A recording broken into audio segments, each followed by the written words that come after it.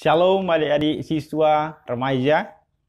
Senang sekali bisa menjumpai Anda lewat media ini pada saat ini. Sekalipun kita tidak berjumpa secara langsung, tetapi kasih Tuhan tetap menyertai kita. Baik, hari ini kita akan membahas satu kebenaran firman Tuhan dengan topik tetaplah menjadi terang. Sebelumnya mari kita berdoa. Bapa di dalam surga, kami bersyukur untuk kasih Tuhan bagi kami yang tetap Tuhan berikan bagi kami saat ini. Hari ini kami mau mendengarkan firman Tuhan.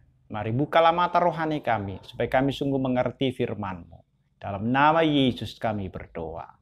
Amin. Mari kita terlebih dahulu untuk membaca firman Tuhan dari kitab Efesus pasal yang kelima, ayatnya yang ke-8 sampai dengan ayatnya yang ke-10. Saya akan membacakannya untuk kita. Memang dahulu kamu adalah kegelapan, tetapi sekarang kamu adalah terang di dalam Tuhan. Sebab itu, hiduplah sebagai anak-anak terang. Karena terang hanya berbuahkan kebaikan dan keadilan dan kebenaran. Dan ujilah apa yang berkenan kepada Tuhan. Adik-adik remaja siswa yang terkasih dalam nama Tuhan Yesus Kristus, kita ini tinggal di daerah yang listriknya sering padam. Kenapa demikian? Banyak alasan lah mungkin ya kan. Tetapi yang mau saya sampaikan adalah ketika aliran listrik padam, biasanya banyak orang yang protes. Marah, tidak setuju. Intinya, karena banyak orang tidak suka akan namanya gelap. Dia mau hidupnya terang. Banyak orang tidak ingin hidup di dalam kegelapan. Dia ingin hidup di dalam terang. Karena kalau gelap itu akan menghambat aktivitas kita. Coba kalau malam-malam listrik mati di rumah kita, kita lagi belajar. Maka kita tidak akan bisa belajar. Itu sebabnya kegelapan itu membuat kita susah beraktivitas. Kadang-kala menimbulkan kekhawatiran, bahkan banyak orang yang jadi takut. Takut jalan ke kamar mandi, takut untuk melakukan aktivitasnya. Karena di dalam kegelapan itu juga kita akan berhadapan dengan yang namanya ketidakpastian. Bahkan membuat kita menjadi hidup susah. Itu sebabnya kebanyakan orang tidak suka dengan yang namanya gelap. Walaupun begitu banyak juga orang yang suka dengan gelap-gelap ya kan. Nah, kalau begitu, sesuai dengan topik kita hari ini, tetaplah menjadi terang. Apa artinya terang itu? Kalau ditanya bagi kita, apa itu terang? Kalau di dalam Alkitab, terang itu sering digambarkan sebagai gambaran dari karakter Allah sendiri. Kemudian, di dalam Alkitab juga kita menemukan bahwa terang itu digambarkan sebagai gambaran dari kebaikan, gambaran daripada kebenaran, gambaran daripada keadilan. Jadi yang disebut terang itu adalah kebaikan, kebenaran, dan keadilan. Dan juga terang itu sering sekali digambarkan sebagai gambaran daripada kekudusan Allah. Dan juga kita melihat di dalam Alkitab bahwa gambaran-gambaran ada banyak hal itu. Tapi paling tidak 3 hal itu sebagai gambaran daripada karakter Allah sendiri, bahwa Allah itu adalah terang. Kemudian gambaran daripada kebaikan, kebenaran, keadilan, kesucian, kekudusan, dan termasuk juga gambaran daripada kekudusan Allah.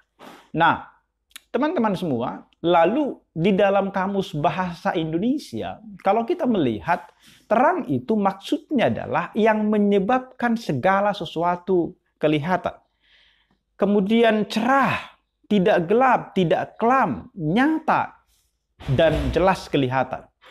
Dalam Efesus 5 yang kita baca tadi, kata laik, kata terang itu artinya adalah menyinarkan atau bercahaya. Jadi bisa kita simpulkan sebenarnya yang dimaksud dengan terang itu adalah yang menyebabkan segala sesuatu dapat dilihat dengan jelas. Dan yang kedua adalah ketiadaan daripada kegelapan. Jadi terang itu adalah menyebabkan segala sesuatu itu bisa dilihat dengan jelas dan ketiadaan daripada kegelapan. Kenapa terang itu disebut daripada ketiadaan kegelapan? Pertama adalah karena kegelapan berarti absennya atau ketiadaan terang. Hal itu sama dengan kejahatan. Kejahatan itu berarti absennya yang namanya atau tidak ada sesuatu yang baik di situ. Jadi kejahatan merupakan kerusakan atau deviasi atau penyimpangan dari apa yang sebenarnya. Kejahatan ada sebagai kerusakan dari sesuatu yang baik. Demikian juga dengan kegelapan merupakan akibat daripada ketiadaan terang. Jadi kalau terang tidak ada, maka kegelapan pasti terjadi. Demikian sebaliknya, kalau terang itu ada, pasti kegelapan tidak akan ada. Yang kedua, kenapa terang itu disebut sebagai ketiadaan daripada kegelapan adalah karena kegelapan tidak memiliki esensi dari dirinya sendiri. Kegelapan tidak eksis secara sendiri. Ia ada di dalam sesuatu dan bukan di dalam dirinya sendiri. Contoh, lubang itu real. Misalnya ada lubang di tanah, memang bahwa lubang itu ada. Tetapi hanya ada dalam sesuatu yang lain. Mengerti maksud saya? Kita bisa katakan tidak adanya, misalnya di dalam tanah itu. Kita bisa katakan tidak adanya tanah sebagai sebuah lubang. Tapi lubang tidak bisa dipisahkan dari tanah. Misalnya contoh, kebusukan pada gigi hanya dapat terjadi selama gigi itu ada. Ya kan? Kayu yang keropos itu hanya akan terjadi kalau kayunya ada. Kalau kayunya nggak ada, ya nggak mungkin ada keropos, ya kan? Kalau kebusukan di dalam gigi, itu hanya terjadi kalau gigi ada. Kalau gigi nggak ada, berarti nggak mungkin ada yang namanya kerusakan atau kebusukan pada gigi. Demikian juga dengan kegelapan. Tidak akan ada kegelapan jika ada terang. Mengerti maksud saya? Oke. Kalau begitu, sekarang pertanyaannya adalah, apakah Anda ada di dalam terang atau di dalam kegelapan? Nah, ini yang harus kita jawab. Orang disebut di dalam terang atau terang bukan karena kita disebut terang itu bukan karena kita dikelilingi lampu neon, misalnya ya kan, lampu gelap-gelip. Seseorang disebut terang ketika dia pertama, dia meninggalkan kegelapan. Kalau kita membaca di dalam apa yang disampaikan oleh Rasul Paulus itu, dia mengatakan memang dahulu kamu adalah kegelapan, tetapi sekarang kamu adalah terang di dalam Tuhan. Sebab itu katanya apa? Hiduplah sebagai anak-anak. Dahulu memang kamu kegelapan, tapi sekarang kamu adalah terang. Karena terang hanya berbuahkan kebaikan dan keadilan dan kebenaran, dan ujilah yang berkenan kepada Tuhan. Efesus yang kita baca itu tadi.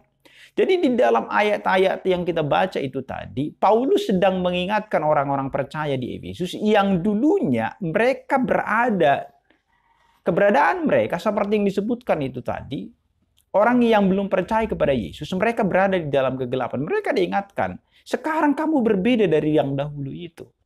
Jadi, pertanyaannya juga bagi kita adalah, apakah kita masih hidup yang lama atau hidup yang baru? Apakah kita masih hidup di dalam dosa atau sudah hidup di dalam kebenaran? Jadi, saudaraku, adik-adik siswa yang terkasih, di dalam ayat 8 ini, Paulus menunjukkan keberadaan orang-orang percaya pada masa lalu, yaitu keadaan sebelum mereka percaya kepada Kristus. Ia mengatakan, kamu dahulu adalah kegelapan. Kamu memang dahulu adalah kegelapan.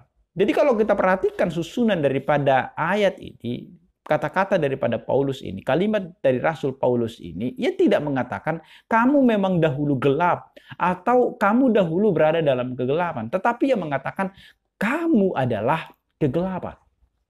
Jadi kegelapan yang Paulus maksudkan adalah seluruh keberadaan, eksistensinya adalah kegelapan. Yaitu hakikat dari diri mereka. Seluruh hidup, pekerjaan mereka adalah kegelapan.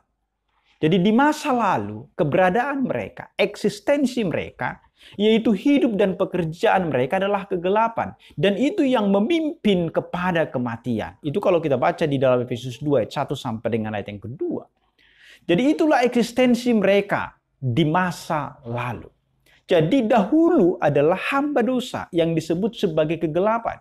Kegelapan adalah lambang kejahatan, lambang dosa. Artinya disebut dalam kegelapan atau kegelapan adalah orang yang hidupnya, pekerjaannya melakukan dosa, membenci kebenaran. Maka tinggalkanlah kegelapan itu. Yang kedua, apakah kita ada di dalam terang itu, atau bagaimana orang disebut sebagai terang? Yang pertama tadi mereka harus meninggalkan, atau kita harus meninggalkan kegelapan. Yang kedua adalah bersatu dengan Kristus. Artinya setelah kita meninggalkan hidup yang lama, setelah meninggalkan hidup yang penuh dosa, penuh dengan kegelapan itu, maka setiap kita harus percaya kepada Yesus. Orang yang percaya kepada Yesus berarti telah diselamatkan. Itu berarti mereka sudah pindah dari alam maut kepada hidup. Dari kegelapan kepada terang. Jadi kalau kita membaca nanti di dalam Yohanes ayat 5, pasal 5 ayat 24, Yesus berkata, "Aku berkata kepadamu, sesungguhnya barang siapa mendengar perkataanku dan percaya kepada Dia yang mengutus aku, ia mempunyai hidup yang kekal dan tidak turut dihukum, sebab ia sudah pindah dari dalam maut ke dalam hidup." Yesus dengan jelas sekali mengajarkan bahwa orang-orang percaya yang telah memiliki hidup yang kekal tidak akan dihukum karena dosa-dosanya. Karena secara permanen ia telah berpisah dari dalam maut ke dalam hidup. Dan kalau kita perhatikan nanti di dalam Yohanes pasal 8 ayat 12, Yesus berkata, "Akulah terang dunia. Barang siapa mengikut aku, ia tidak akan berjalan dalam kegelapan, melainkan ia akan mempunyai terang hidup." Jadi orang Kristen disebut sebagai terang karena apa? Karena dia bersatu dengan Kristus. Jadi kalau kita lihat diri kita, apakah kita sudah bersatu dengan Kristus? Karena kalau di luar Kristus semua manusia berada di dalam kegelapan. Untuk mendapatkan terang, maka setiap orang harus datang kepada Kristus. Tadi tinggalkan dosa, tinggalkan kegelapan, sekarang bersatu dengan Kristus. Percaya kepada Kristus, menerima Dia sebagai Tuhan dan Juru Selamat, maka kita akan hidup di dalam terang itu. Jadi pertanyaannya adalah, apakah Anda sudah berada di dalam terang? Kalau Anda masih mencintai dosa, masih hidup di dalam dosa, masih melakukan dosa, sesungguhnya Anda belum berada di dalam terang itu. Anda belum bersatu dengan Kristus. Maka sekarang tinggalkan dosa-dosamu, bersatu dengan Kristus. Akui Dia sebagai Tuhan dan Juru Selamatmu. Bersatu dengan Kristus, mencintai Kristus, dan membenci dosa. Kemudian, apa yang menjadi ciri-ciri daripada anak terang itu? Pertama, ciri-ciri daripada anak terang yaitu tadi, dia tidak hidup di dalam kegelapan. Kalau kita membaca di dalam Efesus 5 ayatnya yang ketiga sampai dengan ayatnya yang keempat, dikatakan di sana bahwa mereka tidak boleh, anak-anak terang itu tidak boleh melakukan yang namanya percabulan, perbuatan yang tidak senonoh, kecemaran, keserakahan, perbuatan amoral, itu tidak boleh itu dilakukan. Disebutkan saja nggak boleh, tidak pantas. Apalagi, jadi tidak lagi bercakap kotor, kata-kata yang tidak pantas, kata-kata mana yang lebih banyak keluar dari mulut kita. Anak-anak terang, dia harus lebih banyak berkata berkat daripada kata-kata kutuk. Ayat yang kelima, di pasal Efesus 5 ayat yang kelima, kelakuan itu dianggap sama dengan apa? Penyembahan berhala. Ini dijauhi bukan supaya kudus, tetapi karena kita sudah kudus. Maka orang yang sudah kudus, orang yang sudah bersatu dengan Kristus, tidak boleh lagi melakukan itu semua. Dan dikatakan di ayat 6 sampai dengan ayat yang ke-7, tidak boleh berkawan dengan orang-orang. Jadi pergaulannya tidak hidup di dalam kegelapan lagi. Pergaulan kita dengan siapa kita berteman, itu akan menentukan. Menyukai hal-hal rohani, melakukan kebenaran dan kekudusan. Jadi apa yang kita sukai? Orang ciri-ciri anak terang itu dia menyukai yang namanya hal-hal rohani.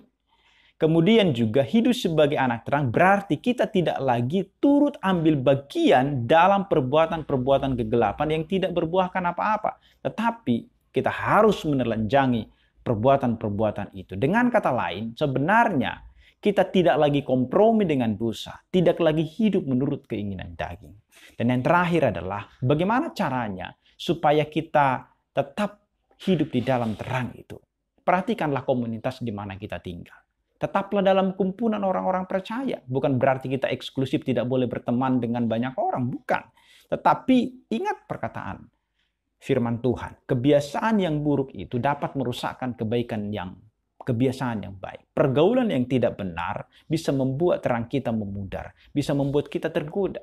Kemudian belajarlah firman Tuhan dengan baik, ikutilah ibadah-ibadah, kelompok PA, itu akan membuat iman kita bertumbuh dan kita terus berada di dalam terang Kristus. Dan sebagai murid Yesus yang sudah menerima terang ilahi itu, kita harus hidup di dalam terang itu. Kita seharusnya tidak hidup secara eksklusif atau menyendiri. Namun, bukan berarti kita mengikuti arus dan menjadi sama dengan dunia ini. Terang ini bersumber dari Kristus. Dan kita harus memantulkan terang itu di mana kita berada. Di rumah, di sekolah, di lingkungan dimanapun. Terang itu harus terpancarkan. Ketika hidup kita berbeda dengan dunia ini, kehidupan kita akan disorot dan diperhatikan orang. Oleh karena itu, kita harus hidup dengan lebih berhati-hati. Khususnya di dalam menjaga sikap dan tindakan kita. Jadi, adik-adik yang terkasih, mari hidup di dalam terang. Kalau engkau belum di dalam terang, masih di dalam dosa, tinggalkanlah itu. Dan terima Yesus sebagai Tuhan dan Juru Selamat. Dan belajarlah Alkitab dengan baik. Ikutilah persekutuan-persekutuan, kelompok PA. Dan itu akan membuat kita bertumbuh. Dan kita akan terus hidup. Terang kita akan terus menyala. Bukan semakin memudar. Diberkatilah kita sebagai anak-anak terang. Kita berdoa. Terima kasih Bapa di dalam surga buat kasih-Mu bagi kami. Firman-Mu yang sudah boleh kami dengarkan untuk kami semua, supaya kami sebagai siswa Kristen menjadi anak-anak terang. Dimuliakanlah Engkau dalam hidup kami. Dalam Kristus Yesus kami berdoa. Amin.